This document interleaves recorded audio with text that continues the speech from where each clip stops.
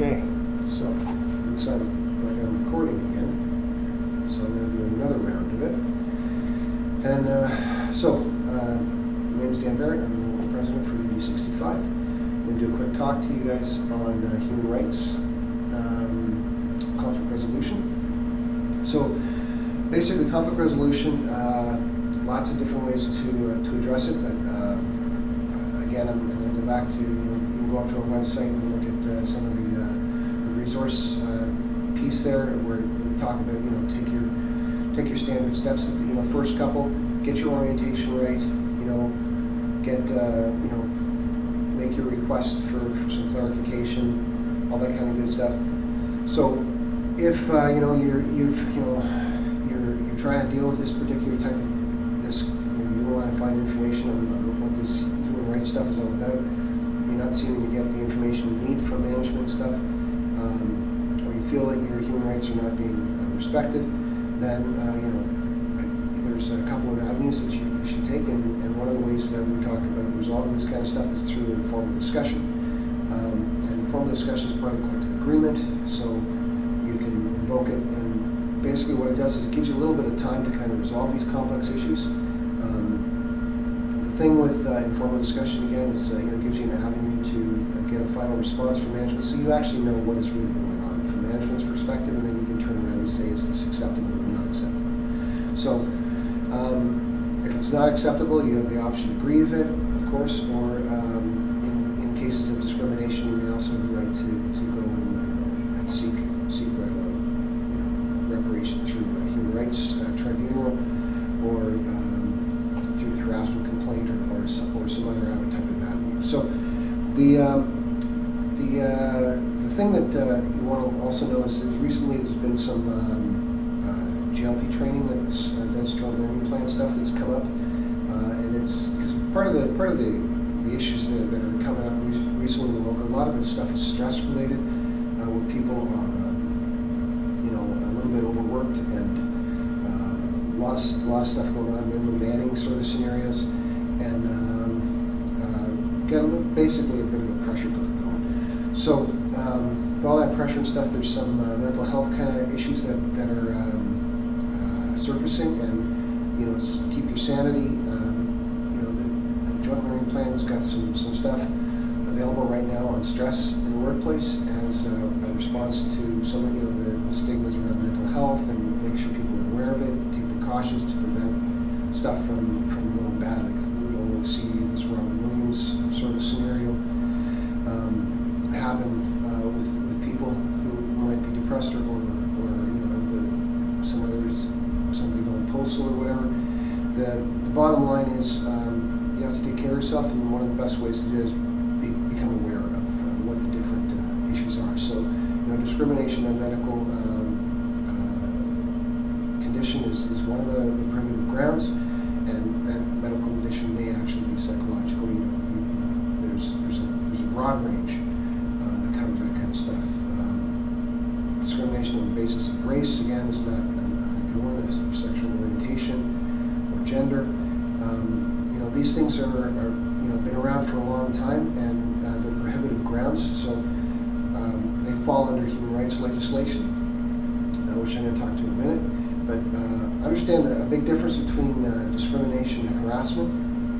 A lot of the correspondence that you see, even the collective agreement itself, is geared more towards discrimination, not harassment. So things like personal harassment, those things are not really covered by the collective agreement, and it's if it's discrimination, okay, fine, age or one of the prohibitive grounds, it's fairly clear what you're doing. But if somebody just doesn't like you because of who you are, that's something that's it's people are entitled to their opinion. You're not allowed to do hate stuff, but bottom line, everybody's entitled to a safe workplace. So just a quick explanation again between the difference between human rights or harassment policies for the employer and the union. So on the union side, you've got basically it's focused now primarily only on the union events. So if it happens outside of a union event, and that's even if it's a meeting or something like that, you have to look at the context that an event actually occurs that somebody finds to be harassing, and regardless of what an outcome might be, if somebody actually feels harassed, they've been harassed. Period. Whether or not it was willful or whatever, that's another matter. But you can always understand that somebody may take something in a way that hurts them, and that's harassment. And if the person ought reasonably know that their conduct would be hurtful, then they're harassing somebody else. So the issue really, though, just between the union and the employer is primarily just jurisdictional. So union stuff that they deal with, a lot of the stuff, at the end of the day, what they're really trying to do is try to find out how to mitigate it and how to prevent it from happening again. So a resolution, the people may agree to disagree, but at the end of the day, you want to make sure that whatever happened doesn't happen again, and people are taking the proper context, whether it's political or whatever the motivations are, that people are prepared and understand what their rights are, what their responsibilities are. On the employer's side, a lot of it is dealing primarily with like a health and safety sort of scenario. You're entitled to a healthy workplace, and you don't need stress and stuff to make your workplace poisonous. So a lot of the harassment stuff is geared towards that.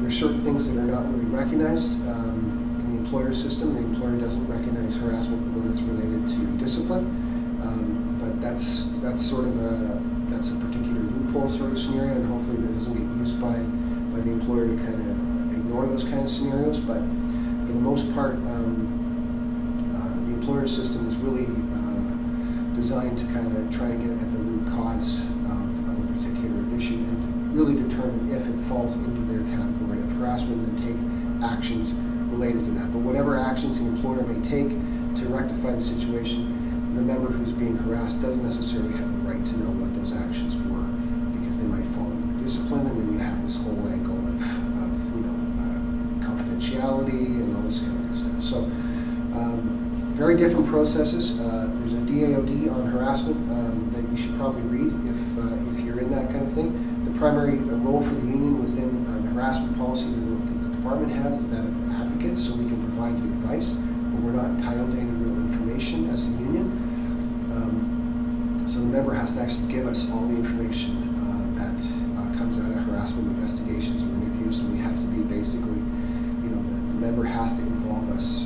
We're not automatically involved. So if you want to invoke the union involvement within a harassment sort of scenario, you must basically keep us in the loop, because management will not do that, and they don't have any responsibility to the way the policy is currently written and applied. So last one, just the discrimination as it relates to human rights legislation. Understand that there's a number of human rights pieces of legislation. Each province has its own human rights thing. What you're talking about here, though, primarily is the federal human rights legislation, so human rights legislation for Canada. And when you're dealing with human rights complaints, they will normally only be actioned after you've gone through whatever other avenues might be to resolve a particular issue. So, if you, like, the collective agreement has an article dealing with discrimination, and you can use that article. If you exhaust that article relatively quickly, then the human rights will normally take the case on. But if you haven't gone through some of the processes, sometimes that becomes problematic. So understand exactly what avenues you have. There's a lot of the times you can get resolution properly through the union, through the collective agreement. If you can't do that, though, if you find that it's not getting you what you need, then look at going to human rights complaint. Having one on file is a good incentive sometimes to get a good resolution, to try and resolve the matter at the lowest level, as opposed to have external folks come in and have to try and figure out what's really going on. So I encourage you to read up on this kind of stuff. Human rights is really important stuff, so become aware of where the different issues are around, just so you have sensitivity to what might be offensive, because you have an obligation and a responsibility to basically know what ought reasonably to be offensive to somebody, and just